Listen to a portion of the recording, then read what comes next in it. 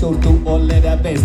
Steg ut taxin och tackade för tjusen. Ikväll ska pappa vara lika busig. Stå och så sig omkring och gick fram till en brud. Kanske Fabbo får bjud.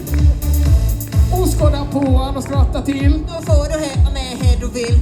Och förresten jag heter Daisy. Är du alls någon crazy? Yo! Yo no, yo, yo no, yo no! Yo! Intensa då! Som säger yo no, yo, yo no, yo no! Come on! Bring it on!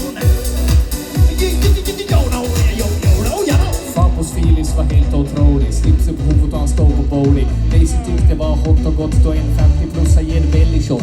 Plötsligt fick han nog placera. Videon är tjejt och var konfirmerat. Och kom han på någon som ger den hickor. Det var ju Tom och Gunillas flickor. Jag var stum! Stå och känn sig helt dum.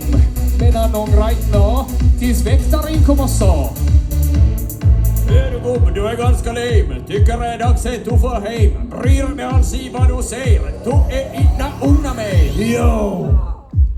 Yo no, yo, yo no, yo no!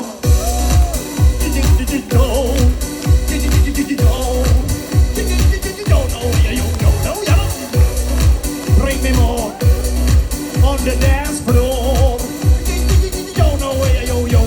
och han smet undan väktaren och tog oss borta upp på scen. Grabba micken av herr DJ. Nu han Fabbo någonting till sig. Alla pojkar och flickor och partyfrikar. Nu ska ni höra Fabbo predikar. Fast ni tycker ni är ung och gärding. Vad vi nog vill då förr i världen. Dansar ni på i en enda tonno. Dricker shotta nu magapollor. Vi drack henne hitta på Gustas vin. Varannan vatten tonight var blind. Vi får på dans in i finastas. Bjöd upp om inte var damernas. Den här var din vita ny. Är det förr var det här läsmanskansli. Då var du toppar du kunna spik. Du var jord och du grävde din dik. Då får jag hem men det minns väl då. Yo no, yo, yo no, yo no.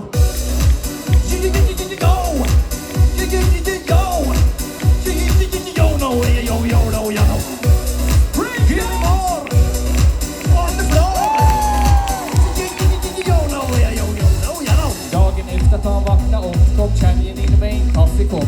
Är du trött och gick med till bra? Jag bjöd in Tom och Gunilla idag.